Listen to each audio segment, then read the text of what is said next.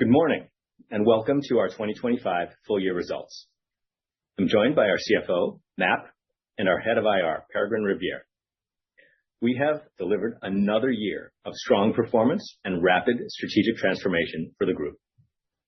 Revenues grew 7.6%, with all businesses contributing positively and data and analytics accelerating.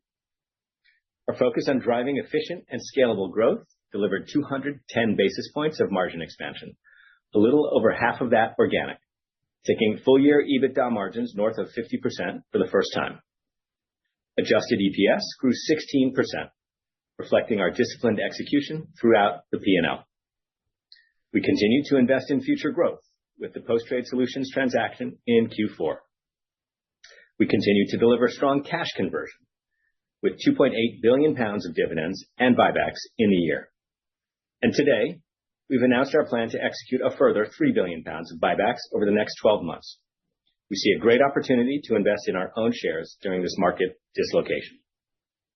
This strong performance is a direct result of the strong execution of our long-term strategy and the rapid transformation we're driving across our business. November's Innovation Forum provided insight into how we are innovating across LSEG as we deliver on our AI strategy. We are already seeing the fruits of that innovation. Our LSEG Everywhere AI data strategy is embedding our trusted data into the AI tooling of financial services. It's only been a few months since we launched our MCP server, but early demand has been very strong. I'll give you some numbers on that later. We're also innovating to capitalize on the accelerating pace of change in capital markets, building new platforms for growth in digital assets. We launched our digital markets platform last year, and at the start of this year, successfully piloted tokenized cash settlement via our new digital settlement house. The strategic partnership with 11 leading banks we announced at our Q3 results is accelerating growth and helping us unlock the multi-year opportunity in post-trade solutions, a great example of our strong customer relationships and partnership-led approach, creating unique opportunities for growth. Let's take a step back and look at our 2025 performance in the context of the multi-year delivery of our strategy. We have achieved a lot over the last 5 years. Financial performance has been very strong, with organic growth on an upward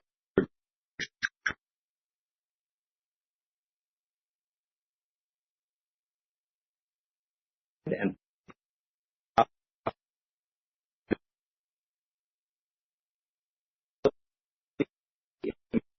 improving significantly.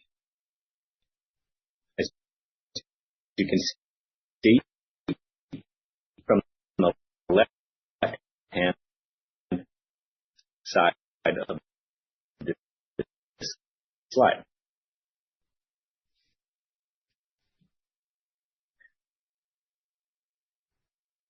In the process, we've transformed all of our businesses. Across the whole group, we've driven significant revenue and cost synergies, built better products and better infrastructure, integrated the operations, and unified the brand and culture. This is all still work in progress, and every day we discover new ways to transform our business. But right now, I can see more growth opportunity in front of us, unmatched trust. How demand data, the world is reading off. We're sorted on and Hong Kong BI, the digital of trading, settlement, and depository have huge potential for future growth. But let me take a step back. Right now, the market seems to be taking a view on the impact of AI on our business. We do not agree with it, and all fact-based evidence would indicate the negative market narrative is wrong. We feel as confident today about our product, our partnerships, and our prospects as we ever have.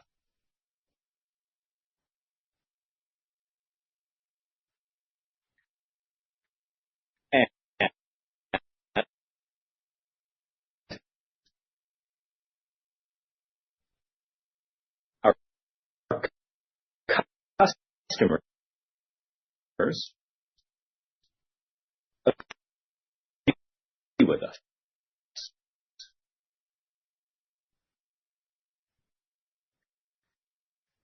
These financial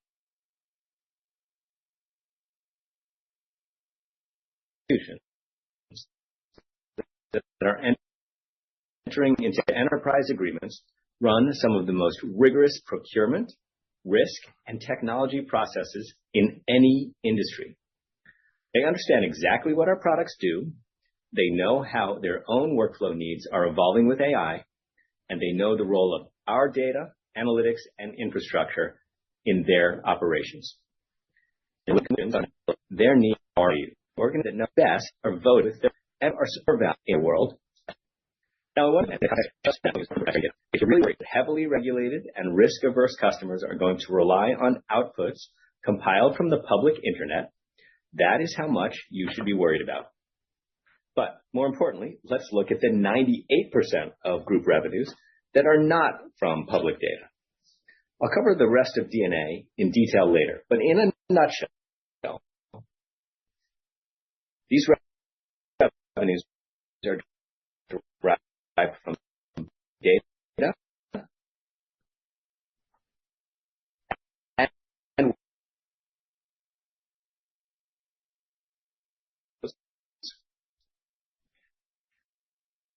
that are either proprietary, used in regulated environments.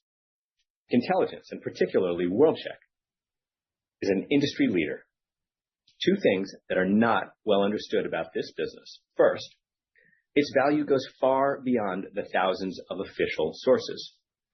Our customers make 200 billion checks a year across 700 million of their own end customers. And once anonymized and aggregated, we can use the decision data to improve our own detection and matching capabilities in a huge and constantly evolving content set. WorldCheck is the leading product in this space, and we are able to continue to improve the product to extend that lead through what is in effect a massive and constant flow of customer contributions. Second, history is important. Customers need to justify decisions they made about counterparties going back decades, for example, in high-profile tax or fraud cases. We have all that history with the information that was available at the time. AI cannot create that past record for customers. And moving to markets, 40% of our business. AI is a tailwind here too, as more data consumption drives more insights, leading to more trading volumes and ever-growing demand for risk management. So, our positioning is strong, and our strategy is working. I'll say more in a moment about our strong commercial and strategic progress and the opportunities we're seeing with AI.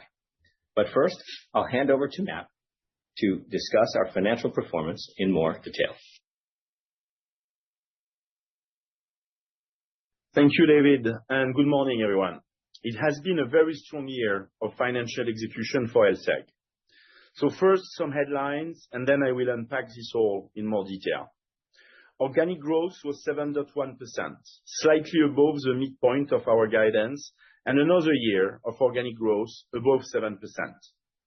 EBITDA margin improved by 110 basis points underlying, plus another 100 from the post-trade solution transaction.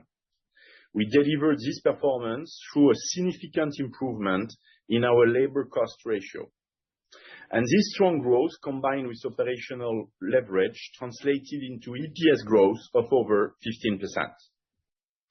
So that was a P&L. Now, moving on to cash and capital allocation headlines. Capital intensity continues to trend down, as guided. But do note that we are still investing in our business at least twice the rate of our peers. The dividend is increasing by 15% in line with EPS, and we doubled the rate of share buybacks in 2025.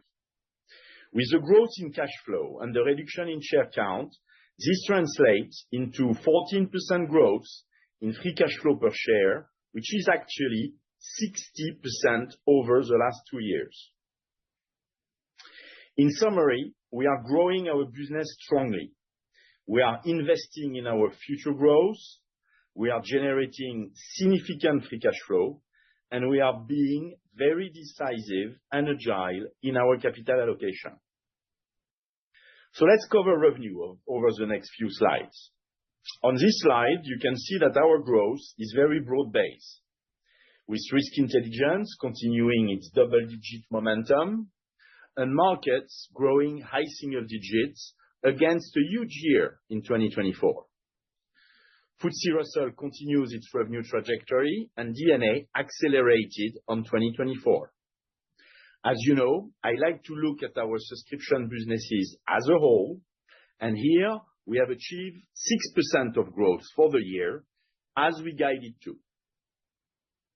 We will start with D&A in more detail on the next slide. We achieved good growth across all lines in D&A. In workflows, we completed the migration from Icon, the largest ever of its kind in financial markets. As a result, clients are using the platform more frequently, and we continue to innovate and improve it. In data and feeds, we maintain our strong momentum. We are adding significant new data sets, particularly in private markets, and we have launched our LSEG Everywhere strategy for AI-ready data. As David will cover, the initial uptake here is very strong. Our analytics business is well advanced on its acceleration journey. In partnership with Microsoft, we have driven a strong acceleration through the Analytics API and have just launched the model-as-a-service platform with our first partner bank, Société Générale, onboarding its own models. Overall, D&A is posting a 5% organic growth, accelerating versus 2024, as communicated during our half-year results.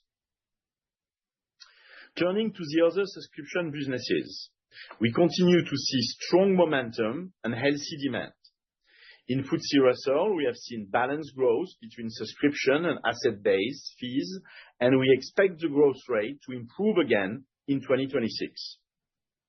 Risk Intelligence had another very strong year. World-Check, which represents the bulk of its revenue, continues to innovate from its position as market leader, launching World-Check On Demand for real-time updates.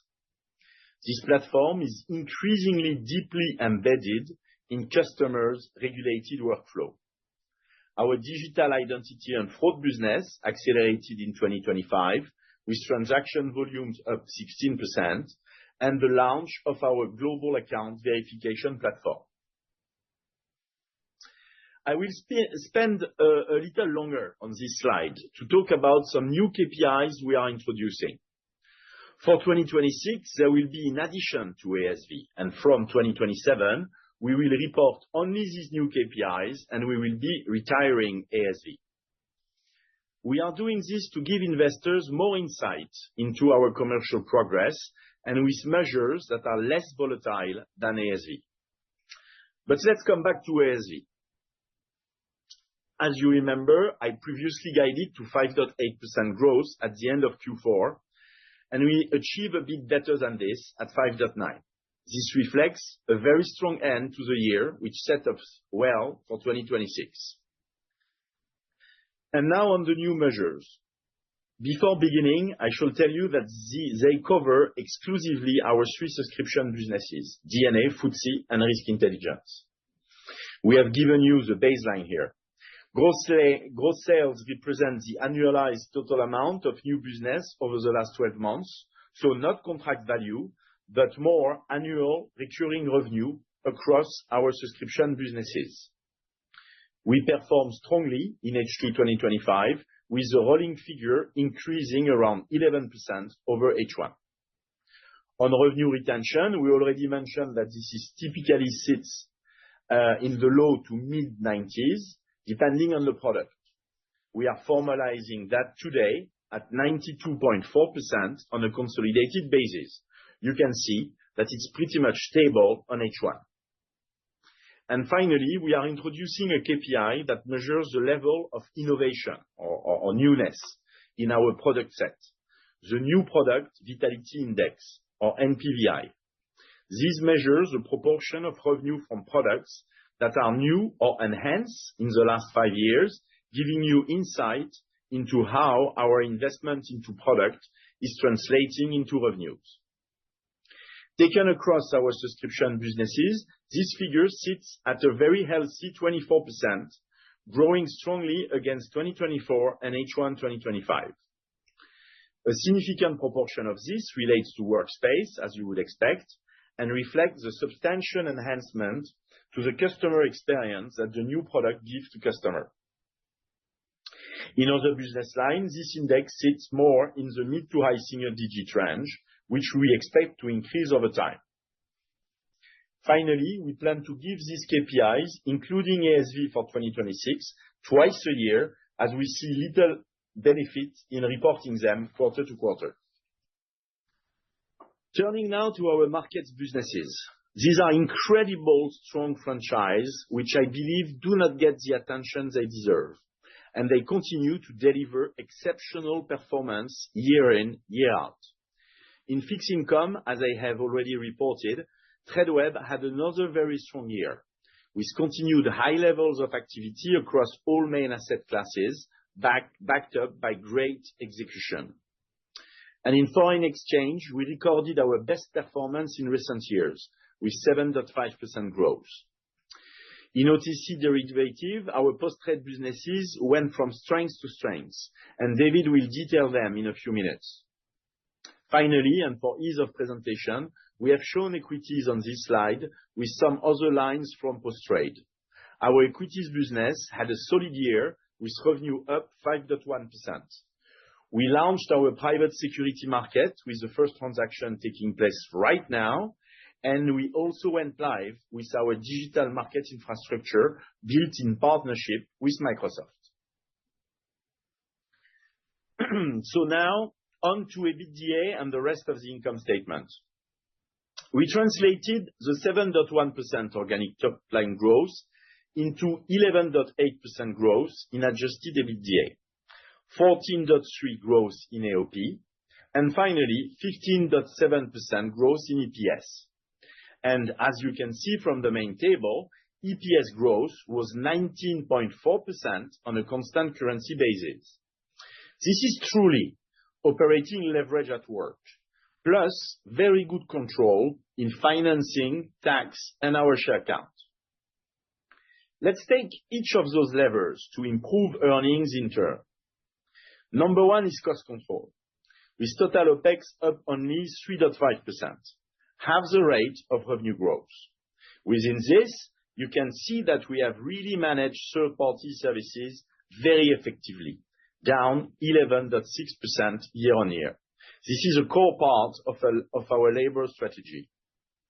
Total headcount is roughly stable, a small decrease of 700, with ratio of internal employees rising to 75%, driven mostly by engineering. As previously mentioned, this is not just about cost. We have seen significant upskilling and improvements to productivity as we build a true engineering culture. As usual, we show the margin improvement graphically on this slide. Once you adjust for FX at either end, the improvement year on year is 210 bips. 100 of this relates to the SwapClear revenue surplus agreement, and that leaves 110 bips of underlying. Actually, the real underlying improvement was 140 bips, taking into account the minus 30 bips of the disposal of our Euroclear stake and its related dividend income stream that ceased. On net financial expense, we saw a slight reduction year on year. The underlying position was broadly similar, but as reported at H1, the numbers include a 23 million credit from the bond tender offer we completed in March and a one-off gain of 12 million following the discontinuance of a US dollar net investment hedge. We currently expect net financial expense to be in the 260 to 270 million range for 2026, reflecting the effect of refinancing existing low coupon debt in 2025 by higher rates in 2026, and obviously the new buybacks announced today. On the next slide, our tax rate came in at the lower end of our guidance range, and we expect the same range for 2026. So if you take all of those lines together, this is giving 15.7% growth in AEPS for the year, more than double the rate of organic revenue growth. Over the last 4 years, which smooths out some FX impacts along the way, that's a steady compound growth rate of 11.5%. And as I said last year, we expected non-underlying costs to come down in 2025, and they did. Integration costs fell by 41% as we came to the end of the formal Refinitiv process, and we expect them to come down again in 2026 as the other areas of restructuring continue to reduce. Now, turning to cash flow, this continues to be another highlight of the business model. We posted a record free cash flow of 2.45 billion pounds. As I'm sure you remember, we guided at least 2.4 billion at constant rates, and we beat that at current rates, absorbing the current weakness of the dollar. We are posting this very strong result despite a negative variation of working capital of 400 million. There are 3 main reasons for that. First, a reduction of around 90 million of the pay accrual for our SwapClear partners following the reduction of the revenue share. Second, an 80 million reduction in creditors related to the net treasury income, reflecting lower balances and interest rates. And third, we triggered around 150 million of payments that we've made earlier than usual to suppliers to crystallize better procurement conditions before year-end. Anyhow, going forward, typically a working capital outflow of 100 million to 150 million is a safe assumption to model. Given the ongoing buybacks, this 12% growth in free cash flow translates into 13.6% growth in free cash flow per share. Turning now to capital allocation on the next slide. Against the 2.4 billion of free cash flow, we deployed 3.5 billion across shareholder returns and M&A activity. Total dividends were just over 700 million, and we are proposing a final dividend of 103 pence today, up 15.7%, in line with our EPS growth. We have deployed a net 700 million on the post-trade solution transaction that I already mentioned. And finally, we have had a record year for share buybacks, with 2.1 billion completed in year. This demonstrates our very active approach to capital allocation and reflects our strong view of the deep value inherent in our own shares. Even with this very active year, we ended 2025 with leverage at 1.8 times net debt to EBITDA, still slightly below the midpoint of our target range. So now, let's look forward to 2026 and beyond. We are very well positioned as we enter 2026, with a record fourth quarter for gross sales in our subscription businesses and very healthy volume growth already at Tradeweb and in our post-trade businesses. We are guiding to organic revenue growth of 6.5% to 7.5%, the same as in 2025, but importantly, with a steady acceleration in our subscription businesses, as I have mentioned before. Within this, we also expect our D&A business to accelerate. On margin, we expect 80 to 100 bips of improvement on a constant currency basis. So, if you take the midpoint, 90 bips, you will find 60 bips to complete the 250 bips improvement that we committed to for 24, 25, 26, and an extra 30 bips, which comes from the further decrease in revenue surplus share terms at SwapClear. For CapEx, the steady downward trajectory in intensity will continue, and we are targeting around 9.5% for 2026. And finally, we see this all translating into at least 2.7 billion pounds of free cash flow. And as I mentioned earlier, the tax guidance remains unchanged at 24 to 25%. On this slide, I want to take a slightly longer-term view on how our cash generation and capital allocation has developed over the last 4 years and into 2026. The most important message here is how purposeful and consistent we have been in deploying capital to build a better business. We have maintained high levels of capital intensity to invest organically in the business. We have grown the dividend strongly. We have done regular bolt-on M&A to strengthen our offering to customers. And then, when appropriate, we have returned surplus capital through share buybacks.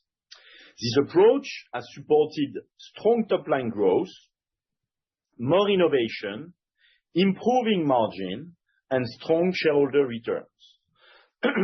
Our plan for 2026 continues that consistency. CapEx will be pretty consistent as an amount, but reducing to around 9.5% of revenue in terms of intensity. Free cash flow will grow strongly to at least 2.7 billion. Dividends will continue to go up in line with earnings, and we remain active in our search for good M&A targets depending on fit and value. And then today, we announce a further 3 billion buyback over the next 12 months. So you can assume, given we have already done over 400 million this year, that there will be a total of around 3 billion in 2026, and then we will complete the new commitment in early 2027. And finally, we are updating our medium-term guidance today. So I mean from 2027 to 2029, after several years of strong growth and margin delivery. On revenue, we are confident of mid to high single-digit growth, including acceleration in our subscription businesses. So after the 6% reported in 2025, you can think of it at around 6.5% for 2026, heading to 7% for 2027, as I mentioned last year. On EBITDA margin, we will carry on improving our productivity. And we are now guiding to a cumulative improvement of circa 150 bps over the period 2027 to 2029. We will drive this through continued strong revenue growth, investment in technology, and other ongoing operational efficiencies, but while allowing room to reinvest in future sustained growth. On CapEx, we expect intensity to come down to circa 8% in 2029.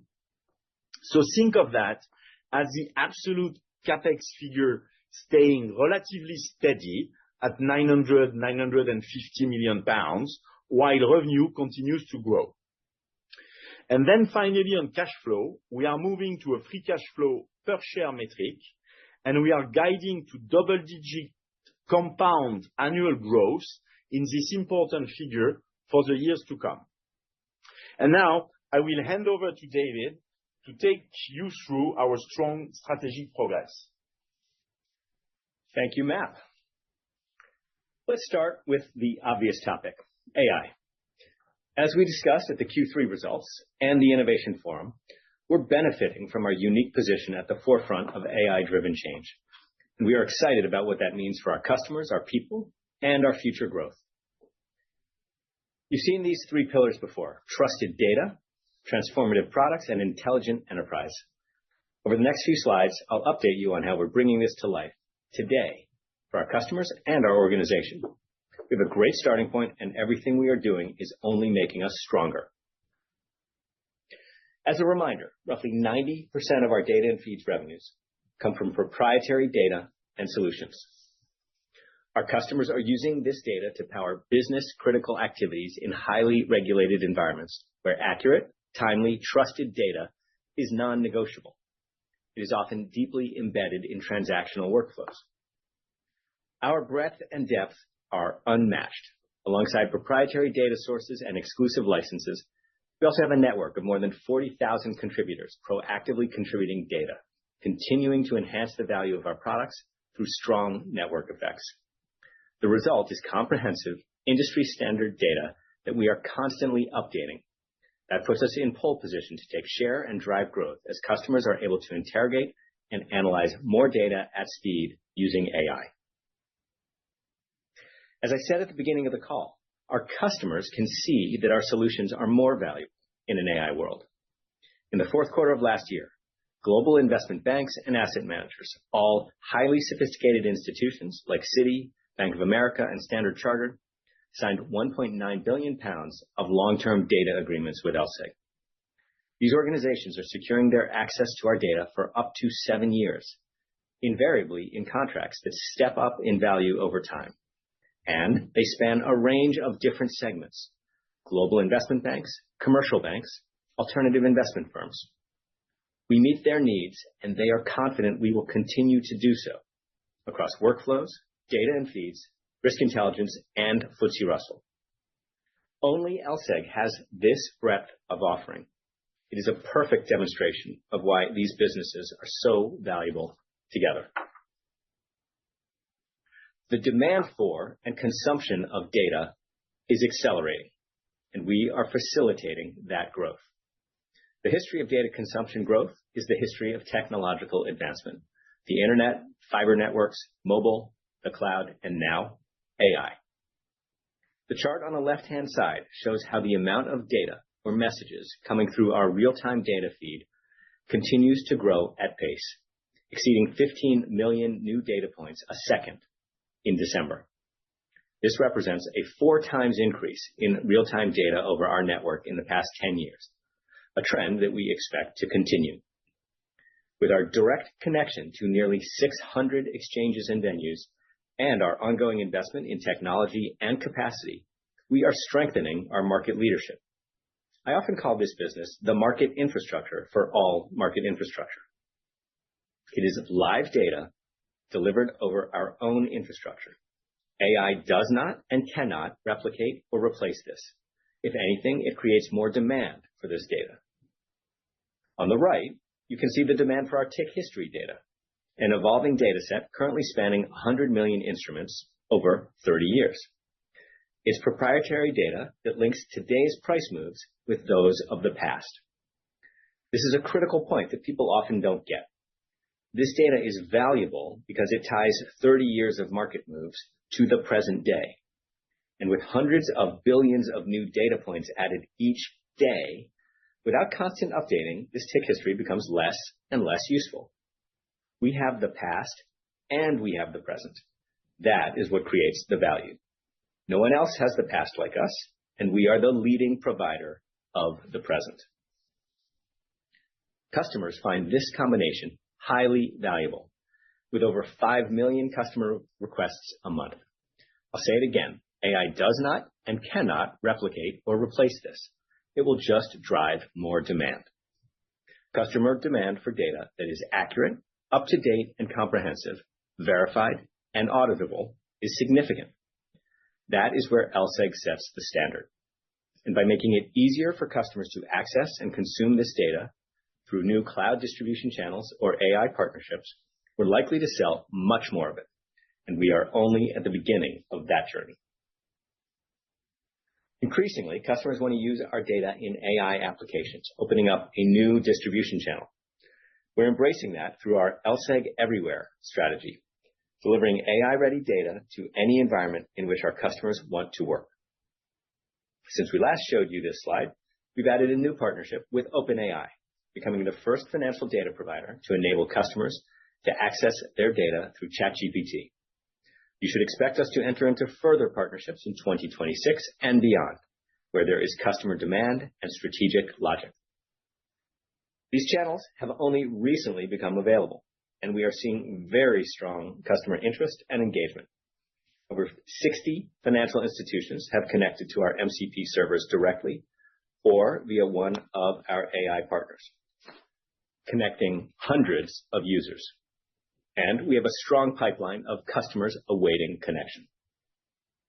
Many of these users are new users at existing customers, by which I mean the bank or asset manager already had an LSEG data license, but these particular teams or individuals were not users of our data.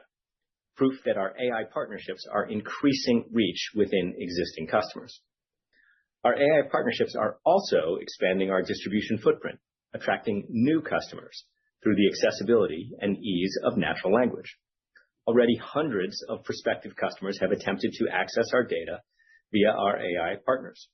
Since no one can access our data without an LSEG license, this is creating valuable sales leads. Once connected, customers are engaging with our data and content on an ongoing basis, driving rapid growth in data consumption through our AI partnerships. This is a great start to what we expect to be an important distribution channel for our data, and also a natural mechanism for cross-selling. As we make more of our data available via MCP, the user, whether that is a human, a model, or an agent, will naturally discover the full breadth and depth of our data across data and analytics, markets, FTSE Russell, and risk intelligence.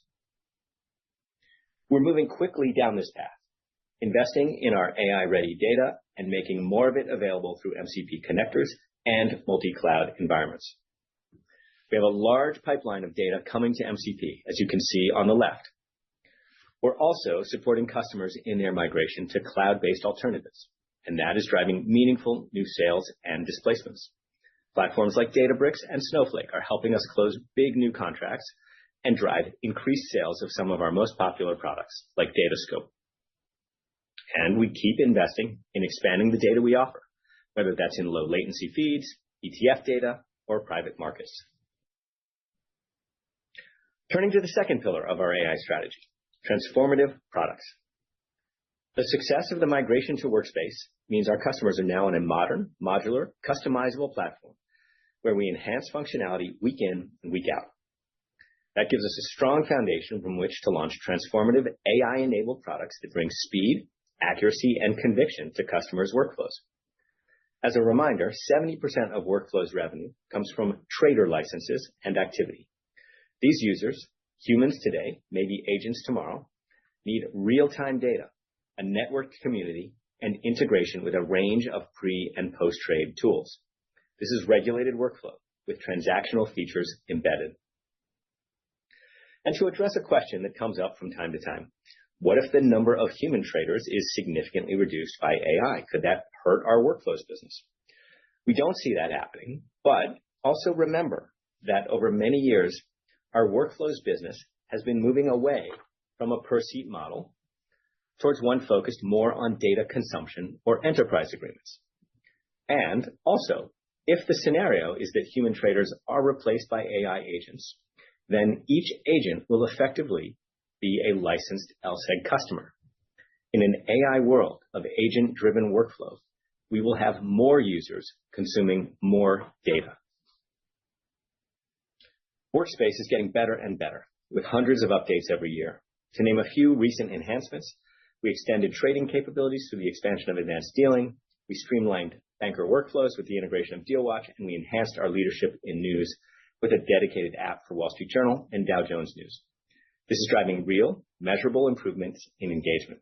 As you can see on the right-hand side, investment management and trading users are accessing roughly 25% more applications than a year ago. Let's turn now to the Microsoft partnership. We made a lot of progress in 2025, and that pace of delivery continues to accelerate. On Workflows, to continue from the previous slide, our Teams-based collaboration tool, Open Directory, is live with accounts across 3 customer communities, FX, commodities, and execution. And we have more than 50 accounts in our onboarding pipeline. We're also piloting natural language functionality in Workspace, interoperable with Teams and other Microsoft products. And Workspace Deep Research provides extensive AI-driven research and analysis, leveraging the full power of Workspace data. We expect to roll out both AI tools in the first half. In analytics, we've seen great traction and revenue growth since launching the API, with over 50 customers adopting the platform. And just a few days ago, we launched Model as a Service, with Société Générale as the launch partner distributing its own models through our API. We're seeing a great progress in Data as a Service, or DaaS. We are accelerating the migration of data into the new integrated architecture and expect to have almost all data sets onboarded by the end of the year. This is increasing our speed to market for new products and driving significant customer demand to access these data sets, whether via Fabric or other platforms like Snowflake and Databricks. And last point, we have launched our digital markets infrastructure powered by Microsoft Azure, another growth opportunity as tokenization takes off. Turning now to the final pillar of our AI strategy, deploying AI across our own business, accelerating innovation and improving customer outcomes. I've mentioned before that we are resolving customer queries much more quickly and efficiently through our adoption of an AI-powered question and answer application.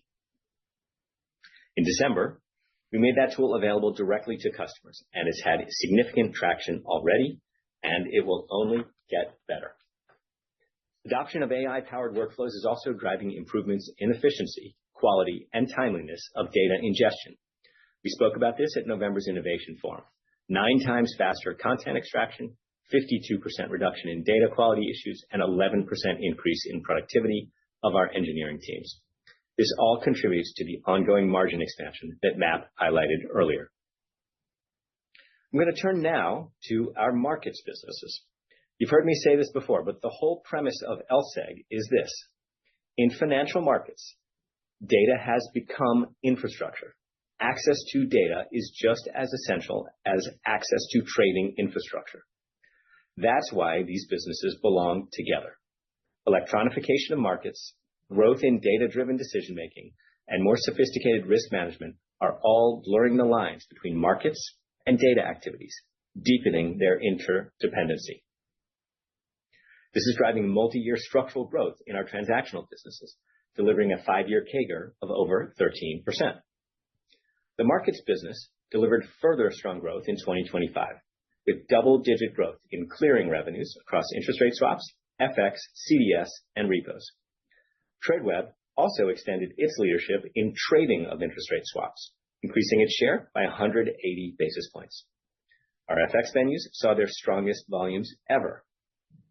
There's sometimes a misconception that growth across our markets platforms just happens. Nothing could be further from the truth. The growth we're delivering today is the result of innovation and customer partnership going back years, often decades. We build solutions that solve customer pain points and meet their critical needs, and we become deeply embedded in their core businesses. In that vein of innovation and customer partnership, we're innovating rapidly in digital markets, building the transaction and settlement infrastructure our customers will need as they increasingly adopt digital assets and tokenize traditional asset classes. As you can see in the lower right quadrant of the slide, we are doing a lot in this space. But it is a big topic, so we will tell you more about it later in the year. Another good example of our innovation and partnership in markets is our success in the clearing of OTC products. The growth in this business over the last 15 years is extraordinary. A 3-fold increase in member banks, a 200-fold increase in clients, and 10-fold growth in notional value cleared each year to roughly $2,000 trillion. We have become the global clearing destination of choice for interest rate swaps, FX, and CDS. Now, in partnership with 11 global banks, we're going after the opportunity in uncleared derivatives, which is roughly the same size as the cleared space. Our members and clients want to manage their whole book in one place, bringing efficiency to their capital and margin requirements and materially simplifying and standardizing processes. We are uniquely placed to do that, given the assets we have built and brought together under one roof. And we're entering 2026 with really good momentum. Revenue in post-trade solutions is growing double digits. We're adding new customers, and the network is expanding. We're driving strong growth and building platforms for the future across our business. We've also integrated our products and platforms for our customers' benefit. This dynamic exists clearly in our data flywheel. The data we generate from our own markets infrastructure feeds into our DNA business, helping customers make better informed decisions when they trade, therefore creating more data. Second, Workspace is becoming the fully integrated workflow through which customers can access many of our services, not only for all DNA data, but now also for FTSE Russell tools, FX trading, LCH data, and in the next few months, Tradeweb. And we've established a powerful end-to-end ecosystem in FX, providing a front end in Workspace, linking to the execution venues and straight through to our clearing business, with FX hedging capability for Tradeweb and our data and benchmarking content adding incremental value along that trade lifecycle. We have similar connectivity in swaps, given the customer trust in the Tradeweb and SwapClear franchises. I spoke earlier about the strong demand we've seen for our multi-year data access arrangements. Those integrate services from across our business, from data and feeds, workflows, FTSE Russell, risk intelligence, and analytics. And they demonstrate the competitive advantage provided by our full-service business model. As we've said before, big, sophisticated institutions want to do more with fewer partners. You can see that in the success of our LDA agreements. Through our unique model, we've positioned our business to have deep moats and highly recurring revenues in areas of growth. Our diversification across products, customers, and geographies gives our business model an attractive combination of growth and stability that performs well in environments like this. Despite big swings in capital markets and the global economy in 2025, we continue to deliver strong and consistent growth, and we expect more of the same in 2026. So, to wrap up, we have achieved another year of very strong financial performance, driving continued top-line growth through significant investment in our products and a consistent focus on partnership with our customers. LSEG Everywhere and other innovations like Open Directory, Post-Trade Solutions, and our digital settlement house are establishing platforms for future growth. Through the transformation of our systems and the use of AI and other technologies across LSEG, we continue to deliver material operating leverage, and we are allocating capital in a thoughtful way to grow the business, drive innovation, and return surplus capital to shareholders. We're very excited about the opportunities ahead of us.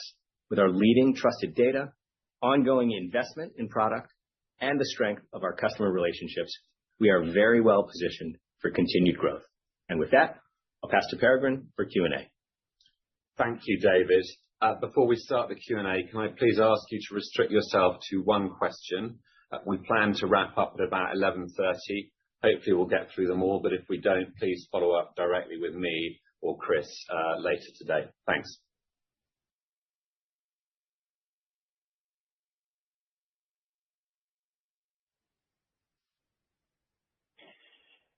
If you would like to ask a question, please signal by pressing star one on the telephone keypad to raise your hand and join the queue. To withdraw your question, press the star one again. When called upon to ask your question, you will be announced by name and company. Please ensure you unmute your device and use your handset for optimal sound quality. Again, that's star one to join the queue. And your first question comes from the line of Tom Mills from Jefferies. Please go ahead. Oh, good morning, guys. Thanks for the helpful new disclosures and my question. At a recent conference, the CEO of S&P said of the AI LLM platform, I'd say that our clients are getting additional value by being able to use our data in more ways. The more ways they use it, the more value it creates and the better opportunity for a value-based conversation at renewal when we talk to those customers. We've also seen really nice uptick in demand for add-ons, and that's something that's helped with net new revenue. I think that ties in well with the content you provided on slides 31, 32, but I'd be curious to hear You touch on the point about improving the opportunity for value-based discussions at a renewal and any uptick in demand for add-ons that you're seeing via the partnership so far. Sure, Tom, thanks. So for now, as you would expect, we are focused on adoption and just seeing the customers sign up and get access to this and seeing the usage grow. And that, as we mentioned on that page 31, is growing very quickly, and we're really seeing pretty significant and intense engagement there, and frankly, kind of day by day. So I think over time, the really significant opportunity here is in the context of consumption-based pricing and really charging the customers over time for usage. And for now, we're continuing to focus on our, I'll say, traditional subscription model. But as we move over the course of the next year plus to more of a hybrid model, which is keeping the subscription, we think the subscription model is very attractive and very important, but incorporating into that the consumption-based pricing as well, that will be a very attractive way of capturing that kind of dynamic. And I mentioned this earlier in my prepared remarks, but the fact that you have a combination of humans, models, and agents consuming this data, it's, I think, pretty intuitive for you all to recognize that when an agent or a model is consuming the data, they tend to consume a lot more of that data than a human might. And we've said in the past that humans barely scratch the surface of the amount of data that we have. So that's another angle here, just in terms of as usage shifts to more AI-driven consumption, as we shift our model to more consumption-based pricing, we see that as a very, very attractive trajectory. Thanks, David. Maybe actually just, sorry, one other from the line. Paulie, sorry, hold on a second. Just one other point I want to add, and I touched on this earlier, but I think it also answers your question, kind of captures this dynamic, which is, I've described the AI models combined with the MCP server as a very effective cross-selling machine. And the model is not asking for data from a particular data set. The model is asking for answers to a question. And if that question can be answered by extracting data from multiple different data sets that we are making available through the MCP server, that is a great angle as well, just for additional access, additional sales of additional data sets that the customer might not have originally known that we even had. So that's another aspect of this. Now on to the next question. Thank you. Apologies. Thank you. And your next question comes from the line of Hubert Lam of Bank of America. Your line is open. Hi, good morning. Thanks for taking my questions. Just got one of them. So how should we think about pricing and ability to keep your customers? Where we expect more competition in the future from MCP. I assume MCP makes it easier for users to switch between different data providers. So would it be harder to raise pricing in the future? And would there be more risk of unbundling data contracts now that users have more choice, more flexibility as to who they want to consume with? Thank you. Morning, Hubert. So we see a very consistent pricing environment this year relative to last year. And I think it's about the quality of the data. If you think about the new AI channels and MCP as just another way of accessing the data, that's great for us. That doesn't mean that it is an environment where we're seeing incremental pressure on the pricing. The quality of the data remains the same. In some cases, proprietary nature of the data means that no one else has access to it. And so we see this as a way of accessing more users within existing customers and accessing new customers as well. And as I mentioned, from a pricing perspective, we're seeing a very consistent dynamic this year as we have seen last year and the year before. Great. Thank you. And your next question comes from the line of Arnaud Giblat of BNP Paribas. Please go ahead. Yeah, good morning. So my question is on capital return. So you've announced a 3 billion buyback. That pushes up your leverage ratio perhaps towards the end of the year towards 2.0 times, 2.1 times net debt to EBITDA. So how should we read into this? Are you still, I suppose you are leaving yourself the opportunity to step in and do further bolt-on acquisitions. But my question is just how are you seeing any potential dislocation in valuations in private markets? We've seen some significant shifts in public markets with data and software companies coming off quite a lot. Are we seeing the same thing in private markets and perhaps does this create opportunities for you to step in the near term and add some more content inorganically to your platform? Thank you. Thanks, Arnaud. Maybe Matt will touch on the first part of your question. I'm happy to take the second part. Yeah, sure. So on the buyback, you're absolutely right. We have coined a 3 billion in order to do two things. First, having a true increase into the return to our shareholders on the basis of the inherent value that we see in our share. Remember, 2 years ago we did 1 billion, 2025 2 billion point one, and here we're talking about 3 billion. And by doing the 3 billion, and you've made the calculation right, taking into account the dividend and the second part of the post-trade solution, okay, all together, this will bring us to 2 times net debt to EBITDA by the end of 2026. So which will allow us to keep firepower for M&A that fit in terms of strategic alignment, obviously, and value. And Arnaud, to your question about sort of the state of the markets, yes, there's obviously been some dislocation. There's clearly some stress amongst some of the private equity holders out there. And you should expect us to always be evaluating opportunities. And nothing to talk about near term, but as Matt mentioned, we are always evaluating opportunities that could make sense in terms of our both strategic fit and then attractive financial returns. And I think the buyback balances that appropriately in terms of an appropriate return to our shareholders while landing at that 2 times net debt to EBITDA and maintaining the right kind of flexibility going forward.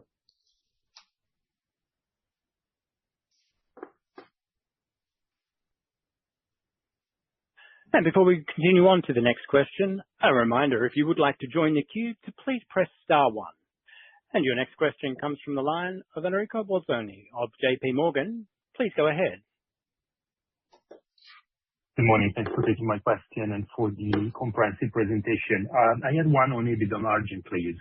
So it looks like you're clearly doing more than what you initially thought. I remember from calls 1 year ago or so saying that at some point EBITDA margin would reach a ceiling because clearly there's a need to invest in the business. And here we are with a new set of targets that actually guides us towards a further improvement. So I was keen to hear your thoughts on whether you think this is just driven by the operating leverages and revenue accelerating, or you found more ways to cut costs. And perhaps does this new target include any meaningful benefit from the deployment of AI within the organization? Thank you. Thanks, Enrico. I don't think we've ever said that we were planning to hit a ceiling, but I'll let Matt address that. No, but I understand what Enrico is saying. So just a reminder for everybody, we committed ourselves in November 2023 of an increase of margin of 250 bips. 2026 is the third year of this plan. We are delivering the 250 bips. And on top of that, we have 130 coming from our post-trade solution. So 380 that we will have deliver for the period 24 to 26. Now, what we've said is going forward, because there was some question about what about after 26, that going forward, due to the operating leverage that the group has, I mean, building once and distributing many. Obviously, this operating leverage, we can crystallize it into the margin or having a balance between the margin and reinvesting into future growth. And what you see, Enrico, with the 150 bips by 2029 is exactly that. It's a balance between operational efficiencies that we are harvesting, our natural operating leverage, so plus, okay, and the investment we make into talent and technology for future growth. And to answer the second part of your question, the answer is yes, you're right. We will crystallize in this 150 bips. You have indeed the financial consequences of what we do with AI within the company, particularly on our backbone and the ingestion of data. Thank you. Your next question comes from the line of Andrew Lowe of Citi. Your line is open. Hi, thanks for taking the question. I have one on Tradeweb, please. Would you be willing to give an indication of how much the Tradeweb-generated datasets account for your data and feeds revenues, and then whether any of those datasets are exclusively distributed via LSE? Hi, Andrew. I don't think we have broken out, and I don't think we intend to break out the amount of the data and feeds revenue that comes from Tradeweb. I can tell you that some of it is exclusive and some of it is non-exclusive. But I would also mention that is one of several different areas across the group where we have very strong linkages between Tradeweb and the rest of LSEG. We've talked in the past about the benefits both to Tradeweb and to FTSE Russell from the usage in FTSE Russell indices of Tradeweb pricing, and that flows both ways. I'm not sure we've talked about this in the past, but Tradeweb has benefited from some of our middle and back office functionality in India and in other places. We, of course, have the straight-through processing, if you will, from the Tradeweb swap execution facility into SwapClear. We've got the FX execution into Tradeweb. So a number of different areas. And then maybe the last point I should just touch on is that over the course of the next few months, we will be plugging Tradeweb access into Workspace, which is yet another significant opportunity that should be particularly attractive for Tradeweb users. Great. Thanks. That's very helpful. Your next question comes from the line of Ben Bathurst of RBC Capital Markets. Please go ahead. Good morning. My question's on the new medium-term guidance, where you're pointing to subscription business acceleration, which is, I think, a slight perimeter change versus the D&A revenue growth acceleration you've previously called out and are, in fact, restating again for FY26. I just wondered, could you elaborate a bit on the decision to make that change and perhaps make a comment on expectations for D&A growth contribution to that total subscription business acceleration you're talking about? Thank you. Sure. So, I mean, the reason why we're looking at the subscription business altogether is mainly for two main reasons. The first one is it's the same subscription model, okay, which are governing the three divisions. And the second, as it was presented in the slide, they are more and more intertwined. And we have true synergies in between the three. LDA that David was mentioning at the beginning of the call is the obvious example. So now on the medium-term guidance and for this subscription business, I hope you got it from my remarks. What we expect in there is we posted 6% in 25, circa 6.5% in 26, going to 7% in 2027. And on this, obviously, D&A will be accelerating too. I mean, just to be clear, it's due to the size of it, it's the main lever for this acceleration. for sure. And if I may just add one more thing, which is you see this slide, I don't remember, it was 31 or 32, with this adoption of MCP. So you see that it's extremely strong, and we are concentrating on usage. So for sure, AI can be an accelerator of this trajectory that I just mentioned. You see what I mean? But I mean, it is still the early days. We just switched on the MCP just before Christmas. So you see, it's not a long time ago. So it's a bit early to size it, but for sure it's in the plus category, if you want. Oh, that's very clear for that. Thank you very much. Your next question comes from the line of Julian Dobrovolsky of ABN AMRO. Your line is open. Hello, good morning, and thanks for taking my question. You've mentioned that a large portion of your data sets are already available now via the LLM, such as Anthropic, Databricks, and OpenAI, and a bunch of others. I was just curious to know what percentage of LSEG's total data universe will ultimately be available through the AI native channels, and if there is a view to keep some of this fully in-house for various reasons. So I would expect that we are going to be making, and we've got a slide in here that touches on this. I would expect we're going to be making as much of our data as possible available through these distribution channels and through MCP. And just to be really clear, the implication of your question is that we might keep some away to somehow protect it. But again, to be really clear, providing access to a model through MCP does not mean that the model then can get that data and never need it again. And so we can provide access through MCP to a model and continue to protect and maintain the value and the integrity and the proprietary nature of that data. This seems to be kind of a common misunderstanding that people have.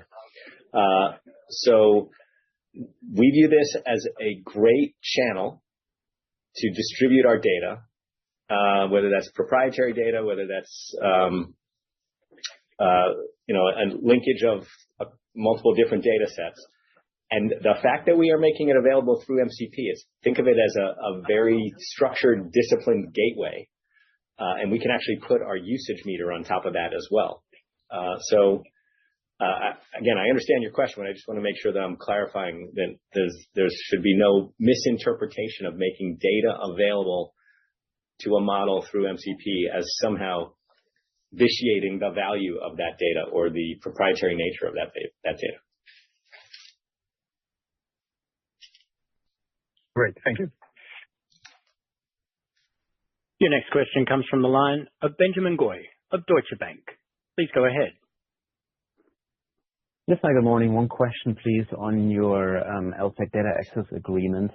You mentioned almost 2 billion signed in Q4, but can you give a bit more qualitative color on these agreements, whether it was Q4 or more recently signed? Do you see any change in customer dynamics? Do you see put options or breakup clauses in those contracts now, or basically same contracts as you had a year or 2 years ago? Thank you. Yeah, no sort of structural changes in these.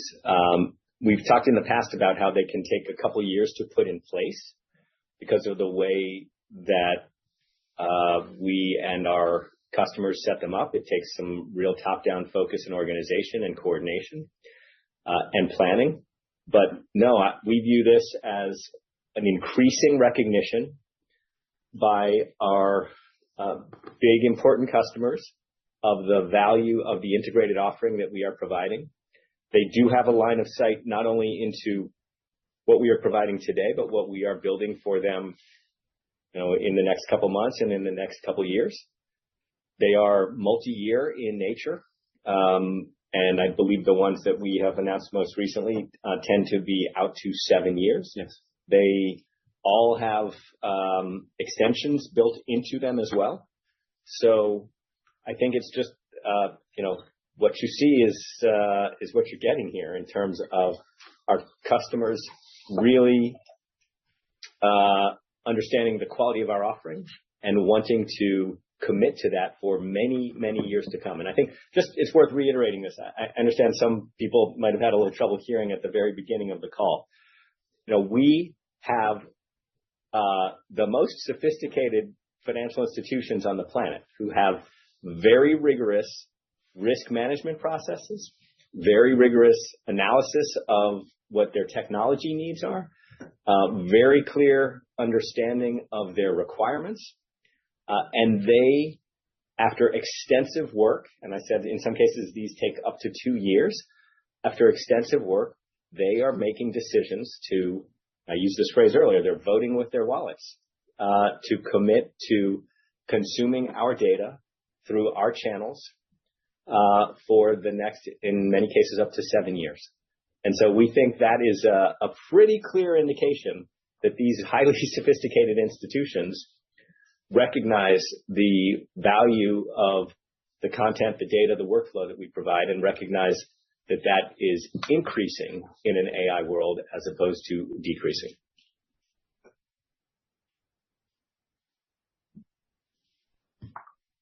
Thank you.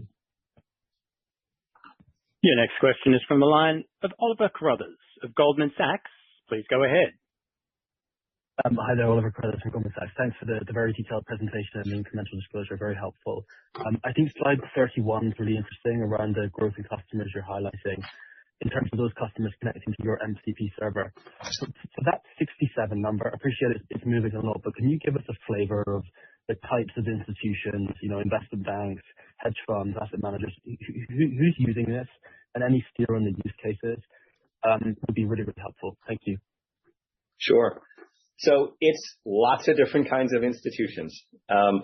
Typically, we see smaller institutions moving more quickly, but in this case, we're seeing smaller institutions and large institutions. I'll give you one example. There's one very large institution that is using this service to evaluate, I'm not going to go into specific names, but to evaluate one AI functionality against another AI functionality. And the constant they are using is our data, because they know the quality of our data and they know what to expect from us. So they are using us as the baseline, and they are using that to make a decision as to which of the AI distribution channels they want to actually use. But that's just one example. And Oliver, as you mentioned, this is changing literally day by day. And we're kind of getting a running commentary from the team on how this is growing and how we're seeing increasing and expanding desire to access through this, as well as incremental sales leads. Thanks. As a very quick follow-up, you still own these customer relationships, even when it's not your MCP, right? Even when it's the third parties.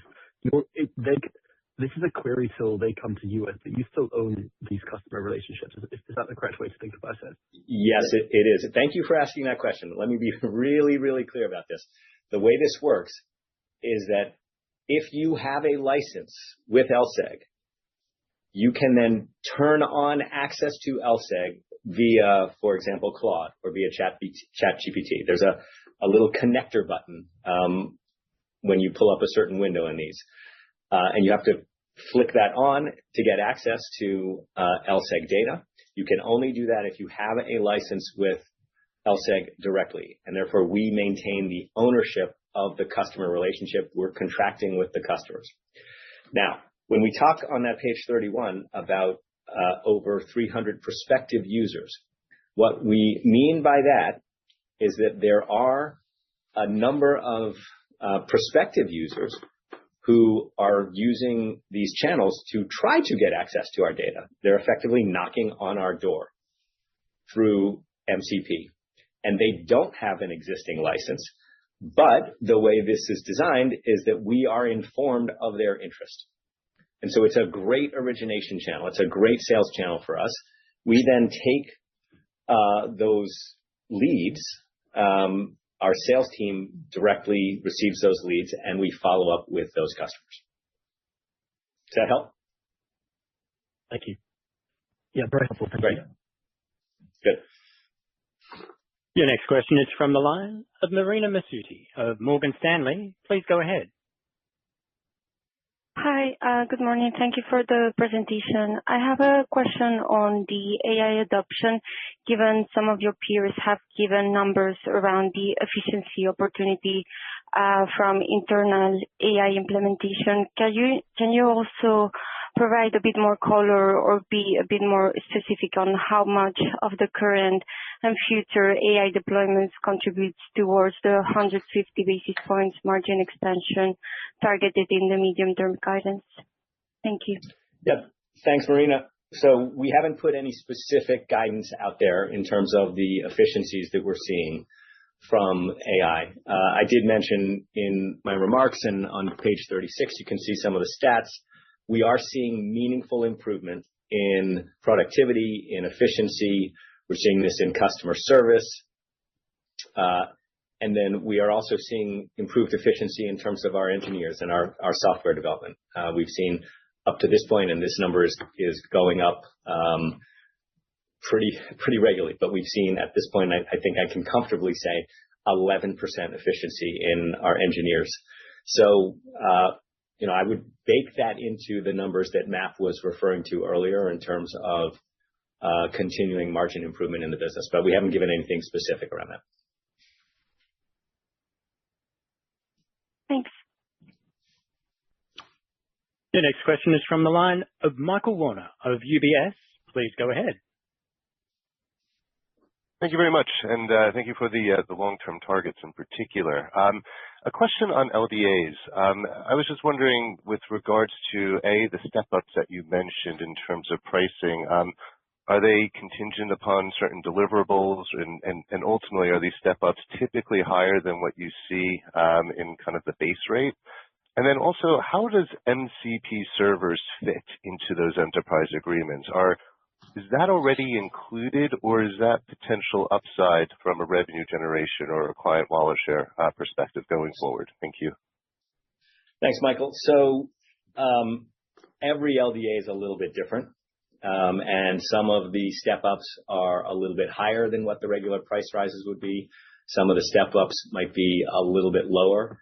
They're all typically in the same general range, unless there are, for example, commitments that we have made to add a specific new product or new capability, or sometimes in these LDAs, the customer may be locked into another competitor product for a year or two, and it takes them a year or two to get out of those and migrate onto ours. And there may be a step-up associated with that kind of migration. So everyone's a little bit different, but that gives you a sense of some of the different variables. To your second question, there is a defined perimeter around the LDA agreements in terms of effectively focusing on existing product, and it's well-defined perimeter. And in the context of these MCP capabilities and this distribution and AI model consumption, that is, I think I can say with certainty, not included in the data access agreements that we have struck at this point. Yeah. So that for none of them. Yeah. So that is all incremental usage that's coming through these channels. That is upside.